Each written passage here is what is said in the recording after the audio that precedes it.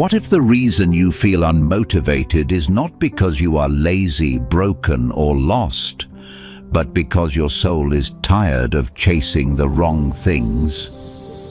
As a new year unfolds, many people search for motivation by pushing harder, demanding more from themselves, and setting heavier expectations. But Buddhism teaches something radically different. True motivation does not come from pressure, it comes from clarity, presence, and inner alignment. This is not a video about forcing yourself to do more. It is about learning how to live with intention again, about reconnecting with what quietly gives you energy, meaning, and direction.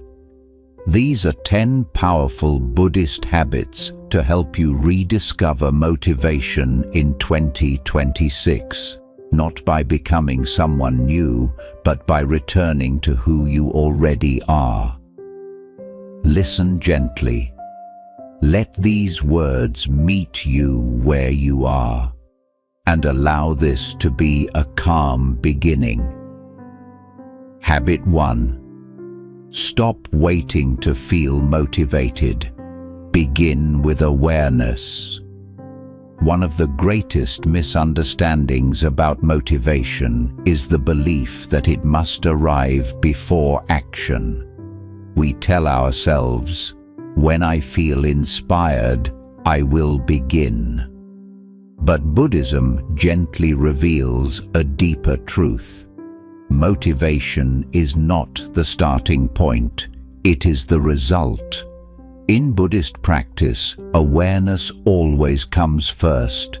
Instead of asking, "Why am I unmotivated?" try asking, "What am I experiencing right now?" Fatigue, restlessness, boredom, fear. These states are not enemies, they are messengers.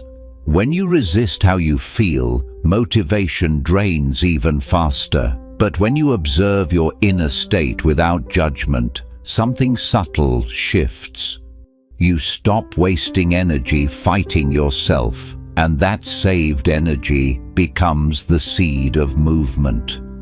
The Buddha taught mindful observation, not to change the moment, but to understand it.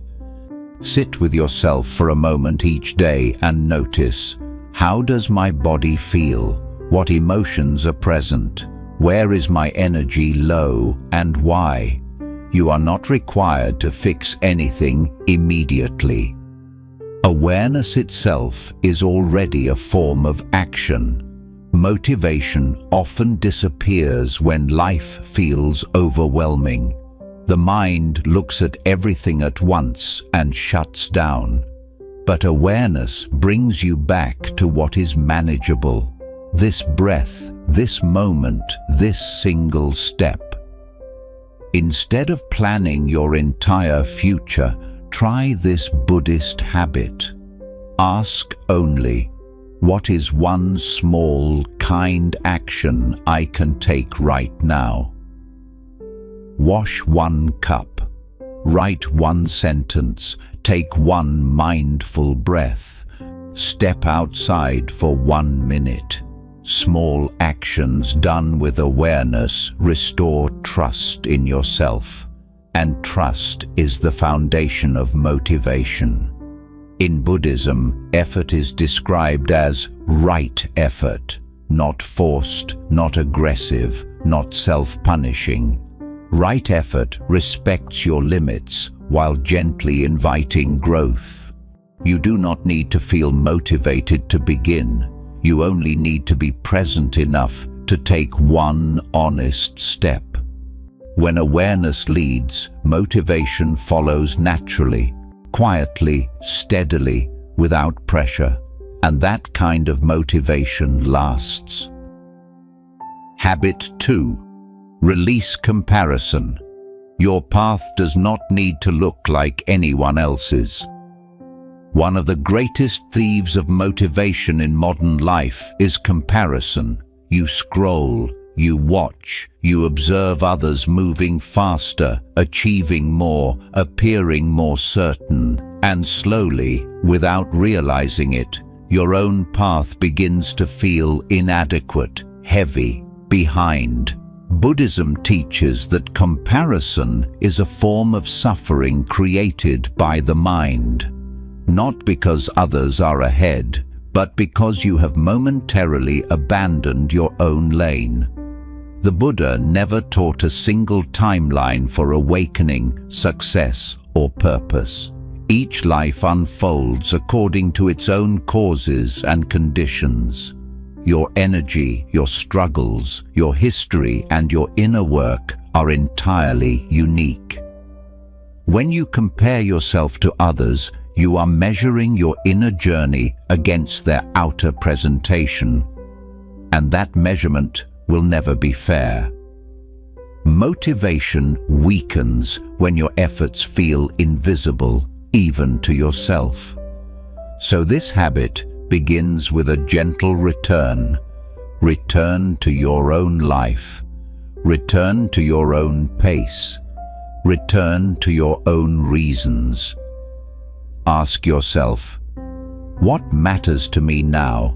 Not 5 years ago, not to society, not to my family, but to me. What kind of effort feels meaningful, not performative? What kind of progress would feel peaceful? In Buddhism, there is deep respect for right timing.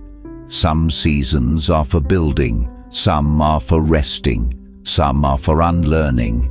None of these are wasted.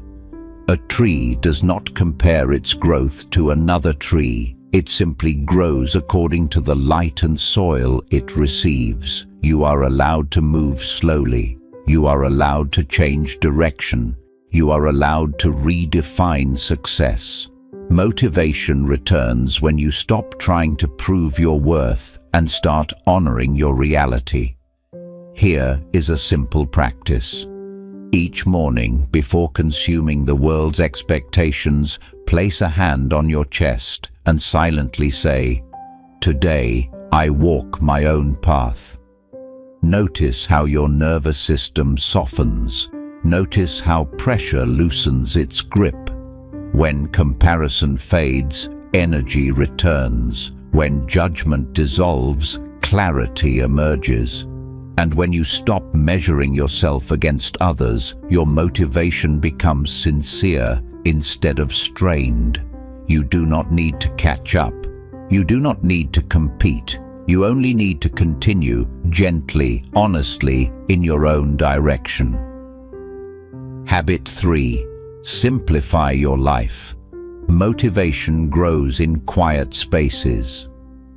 One reason motivation feels scarce is because modern life is overwhelmingly loud. Too many options, too many demands, too many unfinished thoughts competing for your attention. Buddhism teaches that clarity does not arise from adding more. It arises from removing what is unnecessary. When your life is cluttered, your energy leaks. This clutter is not only physical, it is mental, emotional, and digital. Endless notifications, unspoken obligations, goals you no longer believe in but still carry out of habit. Motivation thrives in simplicity. The Buddha lived simply not because he lacked ambition, but because he understood something profound. When your life becomes quieter, your inner voice becomes audible again. Ask yourself gently, what am I doing out of obligation rather than alignment? What commitments drain me without giving meaning? What distractions keep me busy but unfulfilled? Simplifying does not mean withdrawing from life. It means choosing intentionally. Start small, clear one surface, cancel one unnecessary commitment. Create one moment of silence each day. As space opens, motivation returns, not as urgency, but as clarity. When you are no longer overwhelmed, you can feel what truly matters again. In Buddhist practice, simplicity is an act of compassion toward the mind. A calm mind does not need to be pushed. It naturally moves toward what feels meaningful. Let 2026 be the year you stop crowding your life and start listening to it. Habit 4. Reconnect with purpose through service, not achievement. Many people lose motivation because they are chasing goals that only serve the ego. Status, validation, recognition. When these goals fail to satisfy, energy collapses. Buddhism offers a different source of motivation. Service, not self-sacrifice, not burnout, but meaningful contribution. When your actions benefit others, even in small ways, motivation becomes steady and grounded. You stop asking, "What will I get?" and begin asking, "What can I give today?" This shift changes everything. Purpose does not have to be grand, it can be simple. Listening fully to someone, doing your work with care, offering patience instead of irritation. The Buddha taught that right action creates inner harmony. When your actions align with compassion, motivation no longer depends on mood. Ask yourself, who benefits from what I do? How does my presence affect others? What kind of energy do I leave behind? Motivation rooted in service is resilient. It does not collapse when results are slow or praise is absent. You do not need to change the world. You only need to be a calming presence within it. When your actions come from care rather than ambition, motivation becomes natural and sustainable. Habit 5. Create a daily ritual that anchors you in meaning. Motivation does not survive chaos. It needs rhythm. In Buddhism, daily practice is not about discipline, it is about remembrance. Remembering what matters. Remembering who you are beneath the noise. A daily ritual grounds your energy. This ritual does not need to be long or elaborate. What matters is consistency and intention. It could be 5 minutes of mindful breathing, reading a single paragraph of wisdom, drinking tea in silence, walking without your phone. This ritual becomes a refuge, a place where you return to yourself each day. Without ritual, motivation becomes dependent on external stimulation. With ritual, motivation becomes internal and steady. The Buddha emphasized daily practice because transformation happens gradually, not through bursts of effort, but through gentle repetition. Your ritual reminds you, I am not lost, I am present, I am moving, even slowly. Over time, this daily anchoring builds self-trust, and self-trust fuels motivation more powerfully than pressure ever could.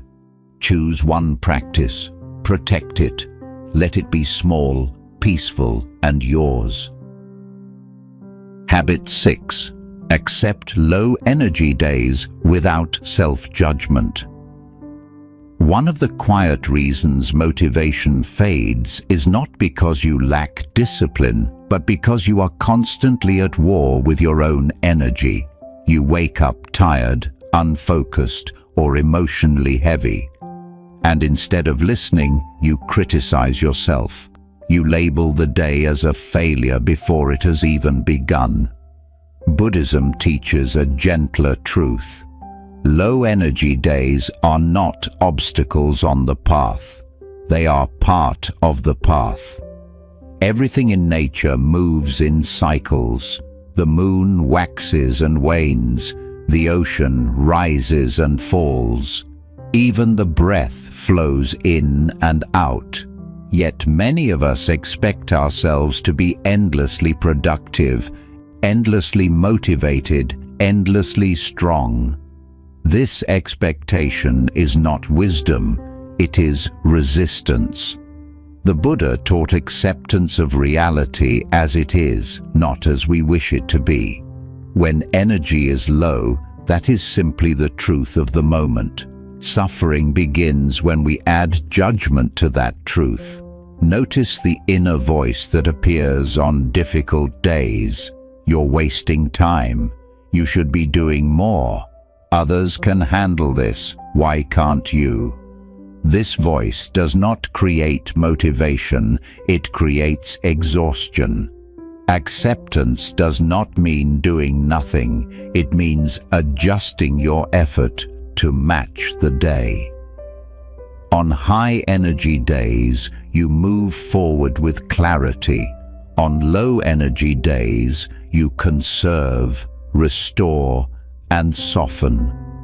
Both are acts of wisdom. In Buddhism, there is the concept of the middle way, a path between extremes, not forcing, not collapsing, just responding skillfully.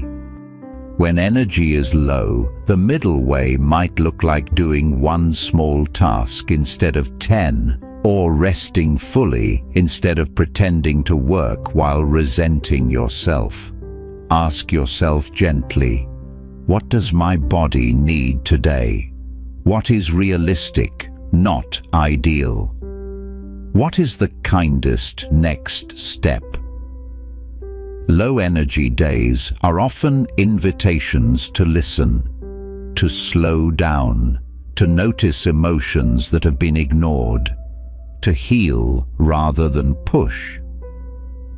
Many people lose motivation not because they rest too much, but because they never rest without guilt. Rest taken with awareness is not laziness. It is maintenance. It is preparation. It is respect. The Buddha did not teach constant striving. He taught balance. He taught compassion toward the body and mind. When you meet yourself with patience instead of punishment, motivation slowly rebuilds from the inside. Here is a simple practice for difficult days. Place a hand on your chest. Take one slow breath and silently say, "This too belongs." Belonging does not mean liking how you feel. It means allowing it without adding shame. When you stop fighting the moment, energy stops leaking.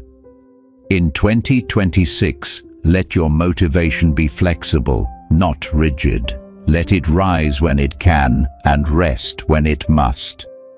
You are not behind because you are tired. You are human. And when you treat yourself with the same compassion you offer others, motivation no longer feels like something you have to chase. It becomes something that returns naturally, quietly in its own time. Habit 7. Align your actions with your values. Motivation follows meaning. Motivation weakens when your daily actions drift away from what your heart truly values. You may stay busy, productive, and outwardly functional, yet feel strangely empty or resistant inside. Buddhism teaches that this inner resistance is not a flaw, it is wisdom trying to redirect you. When your actions conflict with your values, energy fades. The Buddha emphasized right intention, the inner alignment behind every action. Without clear intention, effort becomes draining. With intention, even simple actions feel meaningful. Ask yourself honestly, what do I care about at this stage of my life? What qualities do I want to live by? Kindness, honesty, calm, contribution, freedom. Where am I acting out of habit rather than truth? Many people feel unmotivated not because they lack discipline, but because they are investing energy into paths that no longer reflect who they are becoming. Your motivation is not broken. It is asking for realignment.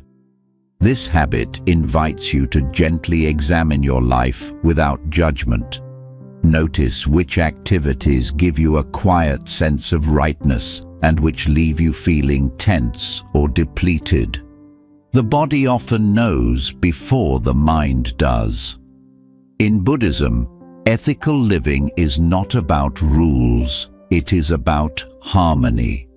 When your choices align with your values, the mind settles. When the mind settles, motivation flows naturally. You do not need to overhaul your entire life. Begin with small adjustments. Speak more honestly in one conversation. Say no where resentment has grown. Dedicate time to what nourishes your spirit, even if it feels modest. Motivation rooted in values does not depend on praise or results. It endures because it feels true. Try this reflection. At the end of the day, ask yourself, did I act in a way that respects who I am? If the answer is yes, even a difficult day becomes meaningful. In 2026, let your motivation come from integrity rather than pressure. When you live in alignment, effort feels lighter, direction becomes clearer, and your energy stops being scattered. You are not here to do more. You are here to live truthfully, and truth has a quiet, steady power that never runs out. Habit 8. Make friendship with discipline. Gentle consistency creates freedom. Many people struggle with motivation because they associate discipline with punishment, with force, with harsh self-control. Buddhism offers a softer understanding. Discipline is not about controlling yourself, it is about caring for yourself. In Buddhist practice, discipline exists to reduce suffering, not create it. True discipline is gentle consistency. It is choosing to show up, even imperfectly, because you understand the value of continuity. Motivation fluctuates. Discipline remains not rigid, but reliable. Think of discipline not as a demand, but as a container, a structure that holds you when enthusiasm fades.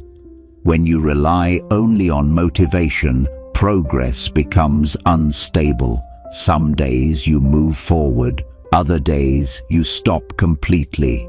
But when discipline is rooted in compassion, you continue, slowly, peacefully, without drama. The Buddha taught daily practice not because people always felt inspired, but because consistency transforms the mind over time. This does not mean doing a lot. It means doing a little regularly. One page instead of a chapter, one stretch instead of a workout, one mindful breath instead of a full meditation. Discipline becomes sustainable when it is small enough to honor your humanity. Ask yourself, what is one practice I can commit to even on difficult days? What would consistency look like without self-punishment? Discipline supported by kindness builds self-trust. And self-trust is the strongest source of motivation there is. Each time you keep a small promise to yourself, you reinforce the belief, I can rely on myself. That belief fuels momentum far more effectively than sudden bursts of inspiration. In Buddhism, effort is balanced with compassion. When you fall away from practice, you simply return without guilt. There is no failure. There is only returning. In 2026, let discipline be your quiet ally. Let it support you, not control you. When discipline becomes an act of care, motivation no longer feels fragile. It becomes steady, it becomes grounded, and it carries you forward, one gentle step at a time. Habit 9. Practice non-attachment to outcomes. Focus on the path, not the result. One of the most overlooked reasons motivation fades is attachment to outcomes. You begin a goal with hope and clarity, but over time your energy becomes tangled in expectations. How fast should this work? What if I fail? What if it's not worth it? Slowly, the joy of effort disappears, replaced by pressure and fear. Buddhism teaches that this suffering does not come from effort itself. It comes from attachment to results. The Buddha spoke often about non-attachment, not as indifference, but as freedom. Non-attachment does not mean you stop caring. It means you stop letting the future decide whether the present is worth living. When your motivation depends on outcomes, it becomes fragile. Progress feels good only when it meets expectations. Setbacks feel unbearable, and the mind constantly jumps ahead, measuring, judging, calculating. This mental restlessness drains energy faster than any physical task. Buddhist wisdom offers a quieter approach. Place your attention on the quality of your effort, not the promise of reward. Ask yourself, can I take this step with care, even if I don't know where it leads? Can I show up today without demanding that today prove anything? Can the act itself be enough? In Buddhism, this is known as right effort without craving. You act because the action is wholesome, meaningful, or aligned, not because you are guaranteed a specific outcome. Think of planting a seed. You prepare the soil. You water it. You give it sunlight. But you do not pull on the seed to make it grow faster. Growth happens in its own time. Your role is to tend, not to control. Motivation stabilizes when you stop asking, will this work? And start asking, is this the right thing to do today? Attachment to outcomes often hides a deeper fear, fear of wasted effort, fear of disappointment, fear of meaninglessness. But Buddhism gently reminds us that no sincere effort is wasted. Every step shapes the mind. Every attempt refines awareness. Every moment of presence matters. Even when results are invisible, inner transformation is taking place. When you practice without attachment, something subtle changes. You feel lighter, less anxious, more willing to continue. You stop negotiating with the future and return to the present task. This does not mean you abandon goals, it means you hold them softly. Here is a simple practice. Before beginning any task, silently say, I will do my best, and let go of the rest. Notice how this softens your body. Notice how resistance eases. When outcomes no longer dominate your attention, motivation becomes intrinsic. You are no longer chasing validation, success, or certainty. You are engaged in the act of living with intention. The Buddha taught that peace arises when desire loosens its grip. Motivation rooted in peace is sustainable. It does not burn hot and fade quickly. It glows steadily. In 2026, allow yourself to work without constant self-evaluation. Let progress unfold naturally. Some days you will see results, some days you will not. Both days are part of the path.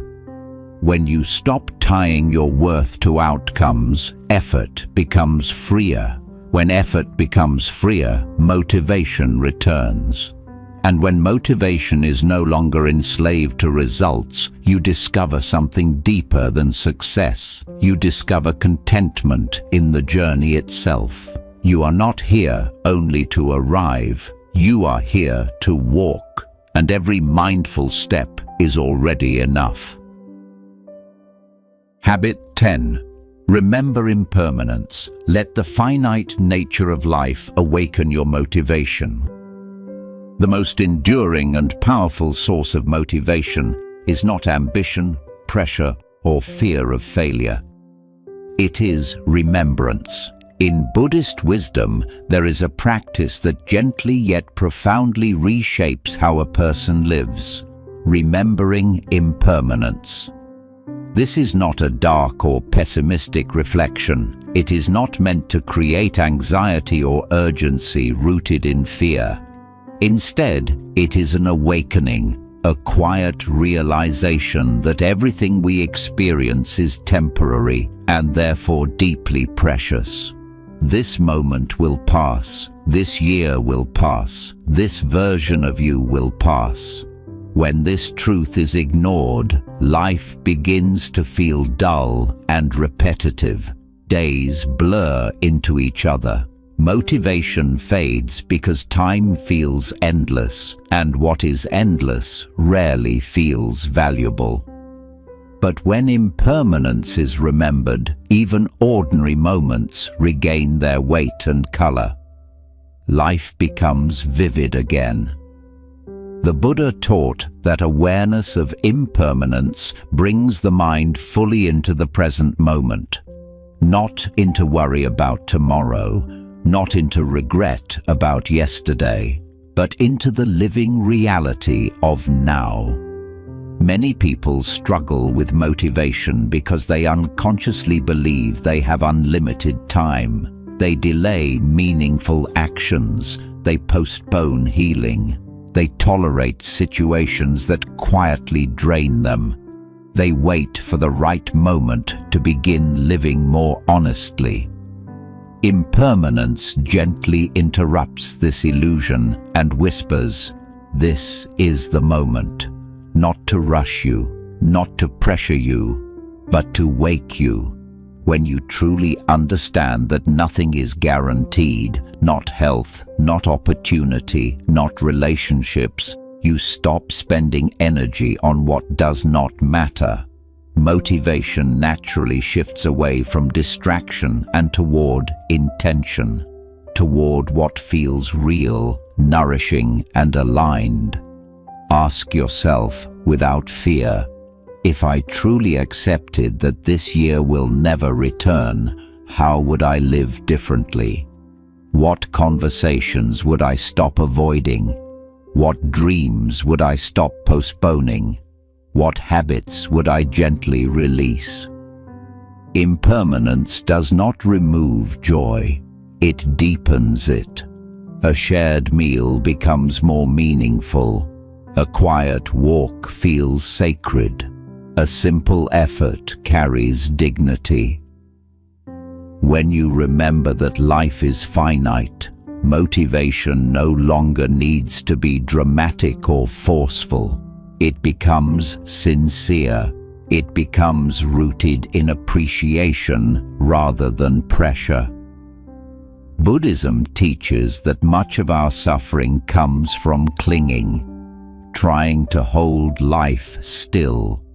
We cling to identities, plans, expectations, and past versions of ourselves. But clinging consumes enormous energy. Acceptance restores it. When you accept that change is inevitable, you stop exhausting yourself trying to preserve everything. You begin participating in life as it unfolds rather than resisting it. Impermanence also softens self-judgment. You stop saying, "I should have done more by now," and begin saying, "I am here now. What matters in this moment?" Motivation becomes less about catching up and more about showing up. Here is a gentle reflection inspired by Buddhist practice. One day, this life will end. Given that truth, how do I wish to live today? Notice how this question simplifies your priorities. Notice how distractions lose their grip. Notice how clarity quietly arises. Impermanence does not motivate through fear of death. It motivates through love for life, love for this fleeting chance to act with kindness, love for the opportunity to live with awareness while you can. You do not become motivated because time is running out. You become motivated because time is meaningful. In 2026, allow impermanence to guide your energy gently. Let it remind you that even unremarkable days are irreplaceable.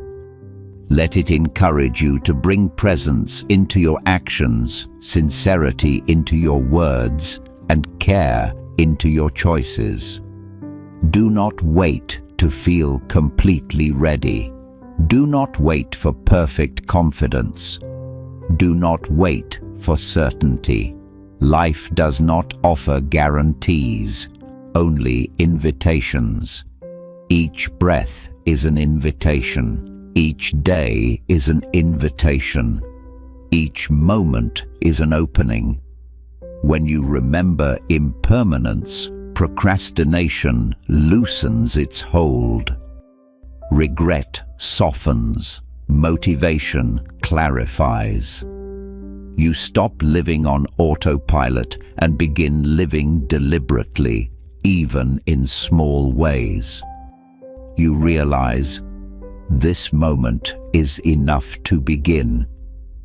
This breath is enough to continue. This imperfect effort is enough. The Buddha taught that awakening does not happen all at once.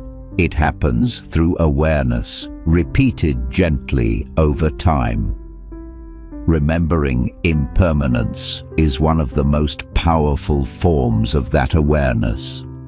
One day, you will look back not at how much you achieved, but at how consciously you lived, at how present you were, at how deeply you cared. When you live with this remembrance, motivation no longer feels like something you must chase or force. It becomes a quiet companion, steady, sincere, and grounded, walking beside you as you choose again and again to be fully here while you can. That is the deepest motivation of all. As we come to the end of this reflection, remember this: motivation is not something you must force into existence.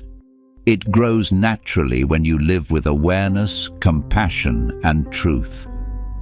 Carry these habits gently into your days.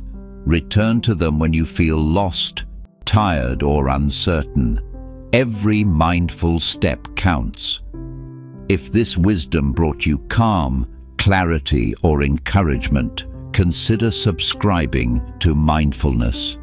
Your presence here helps us share peaceful teachings and Buddhist wisdom with others seeking balance and meaning. Thank you for listening. May you be steady. May you be present. May you walk into 2026 with quiet strength and peace.